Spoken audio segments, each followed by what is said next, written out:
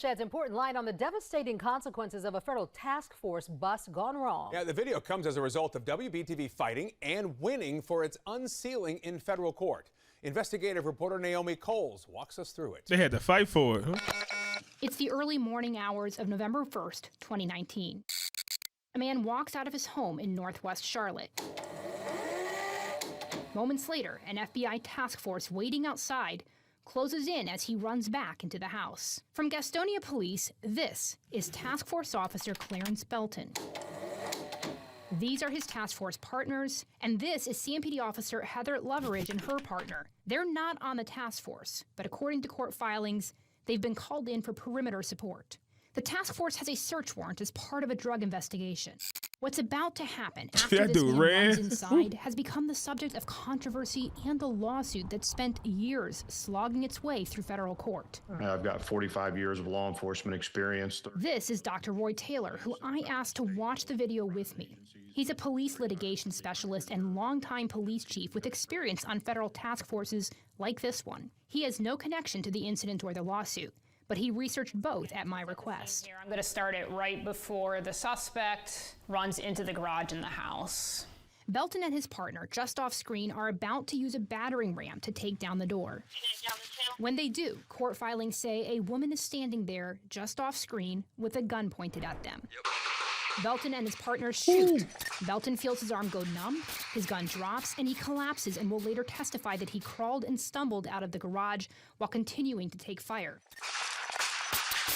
It's hard to see here. It adds legitimacy to the fact that he was actually crawling. There he is right there. You can just make out his profile. As he crawls, CMPD Officer Loveridge fires at him. Records say it was 14 times.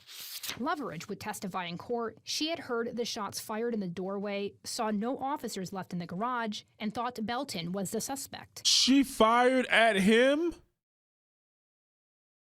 That was her firing at the, friendly fire. What? She came around? Officer Loveridge fires at him. Records say it was 14 times. Loveridge would testify in court. She had heard the shots fired in the doorway, saw no officers left in the garage, and thought Belton was the suspect. He still Belton got was the up. only black officer on the task force, and the suspect, Loveridge had been told, was also black. If a He still got up. Was she firing BB guns? person is Pellets? crawling toward you without a visible gun, is that something you can shoot at? Absolutely not. Irrelevant that it's a police officer. It wouldn't matter if it was the suspect or the woman that pulled the gun or an innocent person in the house. Oh. There's no justification for firing that weapon.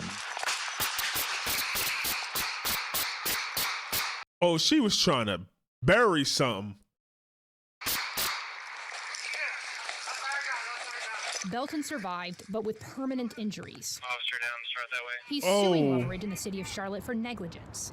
At the heart of the case, a test of the leading legal decision that governs much of the modern-day use of force nationwide.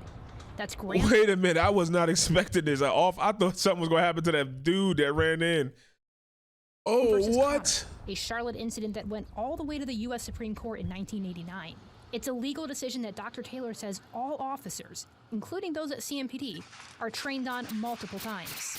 You know, her Look at her defense, just I mean, busting. This is a very quickly unfolding, dangerous situation. But again, you don't use deadly force unless there is a threat of deadly force being used against you or somebody else.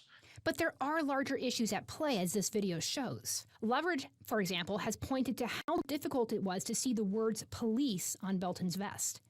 Dr. Taylor sees this case as one where different decisions from the task force after the suspect ran inside could have changed the outcome. Oh, she just panicked. She's right here. And they right here. How did she lose track of him? This is much more than a few task force officers really should tackle. They really That's should crazy. pull back, secure the perimeter, and wait for reinforcements to come. Is there a larger conversation to be had about the training and the regulations for these types of missions? I think so. 1223, we got shots fired out here on Oakburn. Reporting in Charlotte, Naomi Coles. That's crazy. WBTV, on your side. that man might be lucky he ran back inside. She was going to light him up. I get she was scared, obviously. But she's going in there with him. Did she not see them before? Like, did they not talk about what's going on, what they expect? I'm trying to get to that point. She just turned around and stumbled out of the garage. It's hard to see. So, like, even if a man was sitting there on all fours on the ground, you come and, like, his back is facing you and you bow, bow, bow, bow, bow, bow, bow, bow, 14 shots. You don't just, like, bang, bang, bang, bang. She go, look at, just like, bow, bow, bow, bow, bow, bow, bow, bow, bow, bow, bow, bow, bow, bow. That's crazy. Yeah, I see why he's suing. That's crazy. Who adds legitimacy to Officer Loveridge fires at him. And it took them a long time. I don't know if that other cop that was right here realized that she was shooting at him. He must, because he backed up. So he must think like, oh, she see whoever's shooting at us coming out. I don't think he realized she was shooting at the ground. Records say. And it don't even like, he know he was getting shot by her. At this point, she probably knew, like, oh, at this point, she knew she messed up right here. That's crazy. Let me know what y'all think, Cave Dwellers. Wow.